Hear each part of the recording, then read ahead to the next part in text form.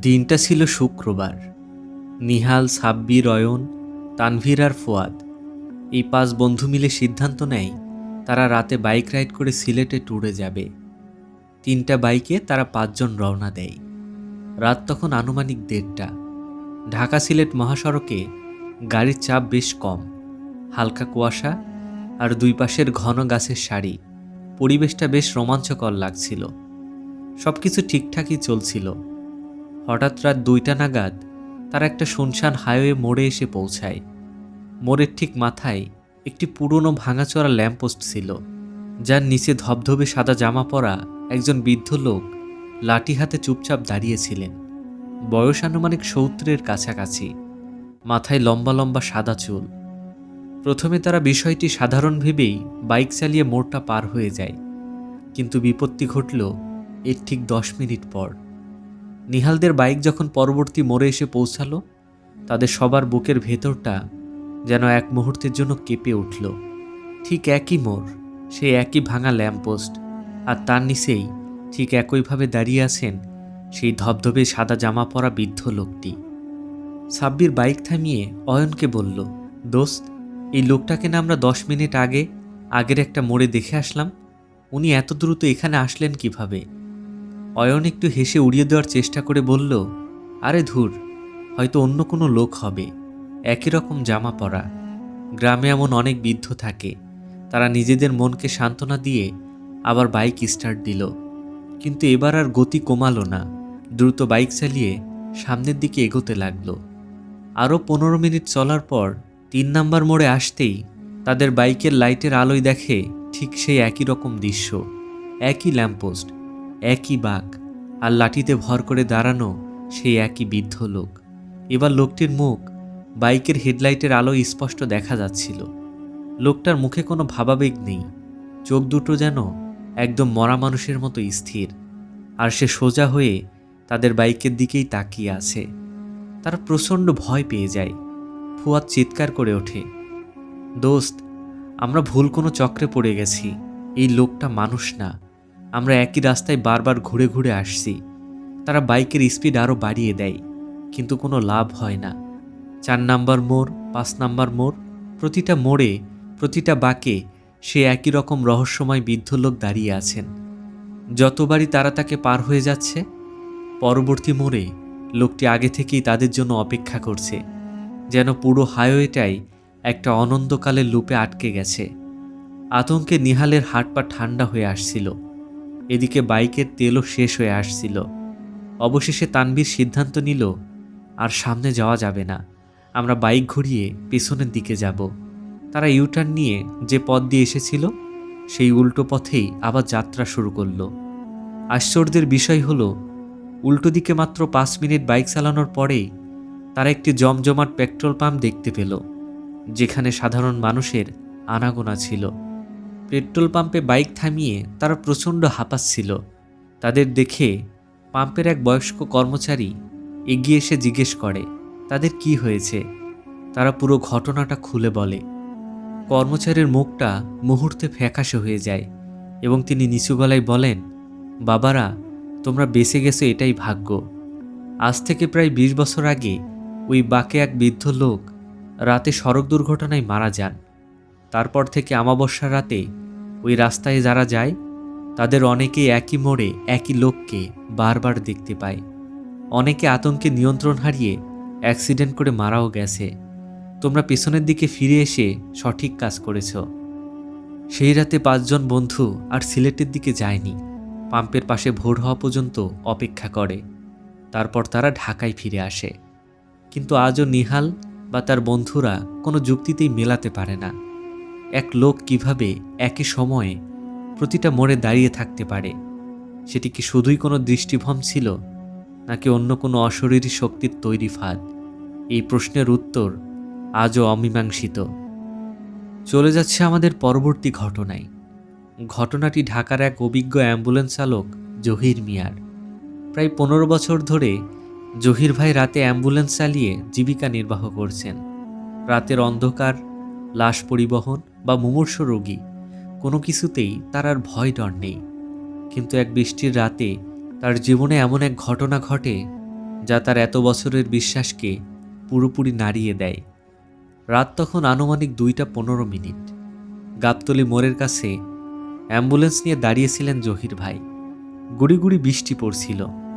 এমন সময় এক লম্বা কালো পোশাক পরা লোক এসে অ্যাম্বুলেন্সের জানালায় টোকা দেয়। লোকটির গলার আওয়াজটা ছিল বেশ ভারী আর অস্বাভাবিক রকমের খসখসে। লোকটা বলল, ড্রাইভার সাহেব, জরুরি বিষয়।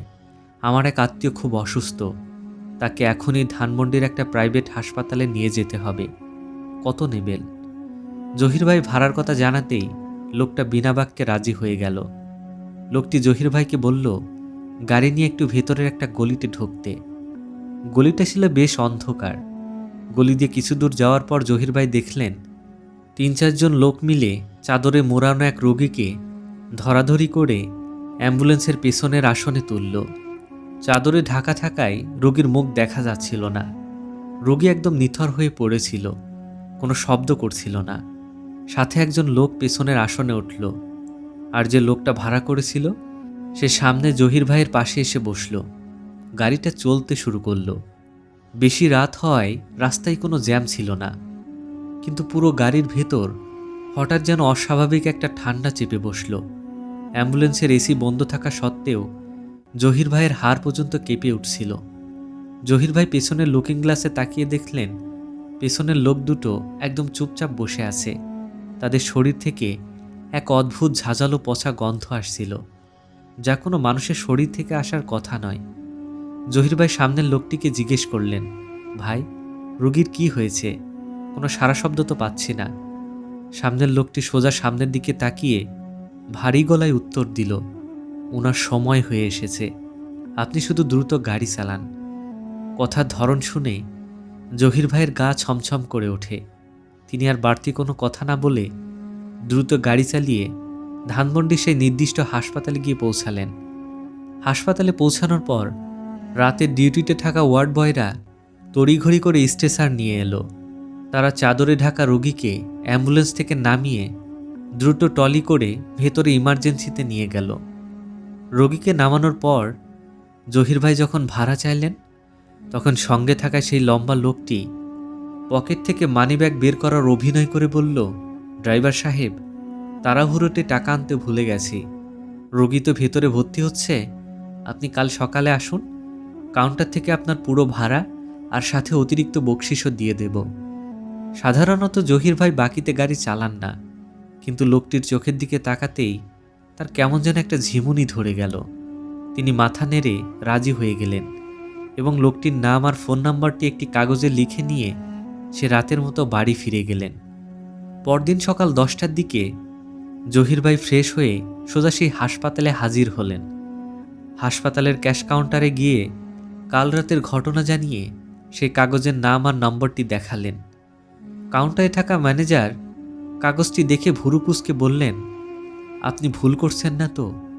কাল রাতে 2টা থেকে 3টার মধ্যে এই হাসপাতালে তো নতুন কোনো রোগী ভর্তি হয়নি। জহির ভাই অবাক হয়ে বললেন, কি বলেন ভাই? আমি নিজে কাল 2:45 অ্যাম্বুলেন্সে করে রোগী এনে নামালাম। ওয়ার্ড বয়রা এসে ট্রলিতে করে রোগী ভেতরে নিয়ে গেল। ঘটনার গুরুত্ব বুঝে ম্যানেজার নাইট ডিউটির সিসিটিভি ফুটেজ চেক করার ব্যবস্থা করলেন। জহির ভাই সহ সবাই সিকিউরিটি রুমে গিয়ে কাল রাত 2:40 ফুটেজ প্লে করলেন। ফুটেজে যা দেখা গেল তা দেখে জহির ভাইয়ের পায়ের তলা থেকে মাটি সরে যায়। ফুটেজে স্পষ্ট দেখা যাচ্ছে রাত 2:45 জহির ভাইয়ের অ্যাম্বুলেন্সটি হাসপাতালের সামনে এসে থামল। জহির ভাই গাড়ি থেকে নেমে অ্যাম্বুলেন্সের পেছনের ব্যাকআপ ডোর খুললেন, কিন্তু ভেতরে কেউ ছিল না। জহির ভাই একদম ফাঁকা অ্যাম্বুলেন্সের দরজার সামনে দাঁড়িয়ে কারোর সাথে কথা বলার মতো ভঙ্গি করছেন। এরপর তিনি নিজেই ফাঁকা স্ট্রেচারটা টেনে বের করলেন এবং ফাঁকা স্ট্রেচার ঠেলে ঠেলে হাসপাতালের ইমার্জেন্সির দিকে নিয়ে গেলেন। সিসিটিভি ফুটেজে পুরো সময়টাতে জহির ভাই ছাড়া আর একটা দ্বিতীয় কোনো মানুষের অস্তিত্ব দেখা যাচ্ছিল না। জহির ভাই আতঙ্কে চিৎকার করে উঠলেন, এসব কি? আমি তো নিজ চোখে লোকগুলোকে দেখলাম, তারা আমার সাথে কথা বলল। হঠাৎ জহির ভাইয়ের সেই গত রাতের লিখে দেওয়া কাগজটির কথা মনে পড়ে। তিনি তৎক্ষণাৎ কাগজে লিখে দেওয়ার ফোন নাম্বারটিতে কল করেন, কিন্তু ওপাশ থেকে ভেসে আসে এই নম্বরটি বর্তমানে ব্যবহৃত হচ্ছে না। সব কিছু দেখে জহির ভাই যেন নিজের চোখকে বিশ্বাস করতে পারছেন না, এমন একটা অবস্থা। তখন হাসপাতালের প্রবীণ একজন সিকিউরিটি গার্ড জহির ভাইয়ের কাঁধে হাত রেখে নিচু গলায় বলল, ভাই, আপনি হয়তো মানুষকে নয়, কাল রাতে অন্য কোনো জগতের কিছুকে বহনে সাহায্য করেছেন। শুনেছি জিনদের রোগব্যাধি হলে তারা মাঝে মধ্যে মানুষের রূপ ধরে এমন কাজ করে। আপনি ভাগ্যবশত বেঁচে ফিরেছেন। জহির ভাই আজও সেই রাতের কথা ভাবলে শিউরে ওঠেন। সিসিটিভি ফুটেজের সেই দৃশ্যটি তিনি আজও মন থেকে মুছে ফেলতে পারেননি। জহির ভাই কাকে সেদিন হাসপাতালে নিয়ে গিয়েছিলেন, আর সেই অশরীরীরা কেনই বা একজন সাধারণ মানুষকে তাদের ছায়াসঙ্গী বানিয়েছিলেন? এই প্রশ্নের রহস্য রয়ে গেছে আজীবন অমীমাংসিত। ডিয়ার লিসেনার্স, রাতের অন্ধকারে আমাদের চোখের সামনে এমন অনেক কিছুই ঘটে যায় যা আমরা নিজেদের চোখে না দেখলে বিশ্বাস করতেই চাই না। হাইওয়ে সেই লুপে আটকে থাকা 5 বন্ধু আর অ্যাম্বুলেন্স চালক জহির ভাইয়ের এই দুটি ঘটনাই আমাদের মনে করিয়ে দেয় এই পৃথিবীতে আমরাই শেষ কথা নই, আমাদের বাইরেও অন্য এক জগতের অস্তিত্ব হয়তো সত্যি আছে। আজকের এই দুটি অমীমাংসিত ঘটনার মধ্যে কোনটি আপনাকে সবচেয়ে বেশি শিহরিত করেছে কমেন্ট বক্সে অবশ্যই লিখে জানান। আজকের মতো এখানেই বিদায় নিচ্ছি। ভালো থাকবেন, সাবধানে থাকবেন।